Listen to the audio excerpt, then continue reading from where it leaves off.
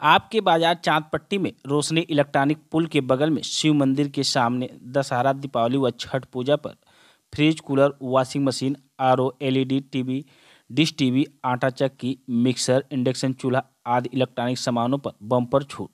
Proprietor Sonu Chaurasia. Screen पर दिए गए नंबर से संपर्क करें। लखनऊ यूपी की 10 विधानसभा सीट पर होने वाले उपचुनाव में भाजपा के केंद्रीय नेतृत्व में 9 सीट पर खुद चुनाव लड़ने का फैसला किया है।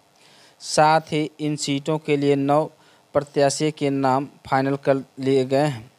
यह भी तय किया गया है कि उपचुनाव में नए चेहरे को ही अधिक मौका दिया जाएगा। हालांकि इन प्रत्याशियों के नाम की घोषणा उपचुनाव की अधिसूचना जारी होने के बाद ही की जाएगी।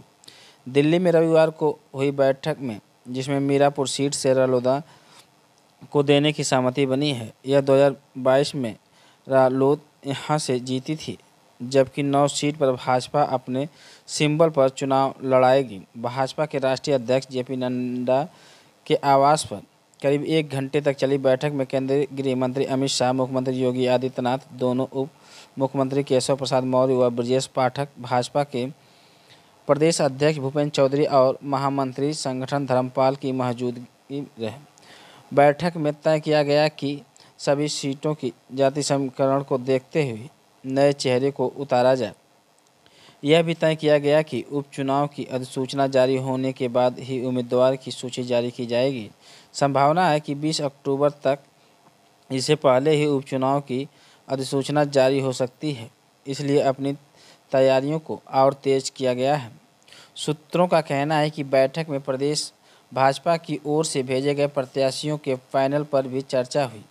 इसमें कुछ सीटों के लिए प्रत्याशी के नाम तय किए जाने की भी बात कही जा रही है, जबकि कटहरी, मझगांव, फूलपुर और मिल्कीपुर सीट से प्रस्तावित नामों में अभी फैसले नहीं हो पाए हैं। अतला इन सीटों पर पैनल में शामिल पिछड़े नेताओं को भी चुनाव लड़ने पर गंभीरता से विचार किया जाएगा।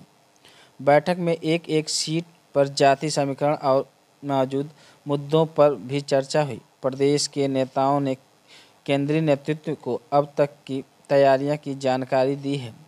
बताया कि पहले चरण के प्रचार प्रसार संपर्क में संवाद और कार्यक्रम का पूरा हो चुका है। साथ ही मुख्यमंत्री द्वारा सभी सीटों पर किए गए कार्यक्रमों, विकास कार्यों और लोकार्पण शिलान्यास के साथ ही अब तक की गई जनसभाओं की जानकारी दी गई। वहीं केंद्रीय नेतृत्व में 8-9 सीटें जीतने का भरोसा भी दिया गया। बैठक में सपा और बसपा द्वारा उतारे गए उम्मीदवारों के लिहाजा से रणनीति तैयार करने पर भी चर्चा हुई। खास कर उन सीटों पर चुनाव जीतने को लेकर अधिक प्रभावी तरीके से काम करने पर सहमति बनी है, जो सीट सपा का कब्जा है। बैठक को कटहरी, मिल्कीपुर और मझगांव सीट से लेकर अधिक माथापच्ची हुई। सूत्रों का कहना है कि सुरक्षित सीट होने की वजह से मिल्कीपुर से कोई दलित चेहरा को उतारेगा ही, साथ ही कटहरी और मझगांव सीट से भी पिछड़े चेहरे को भी उतारा जाए।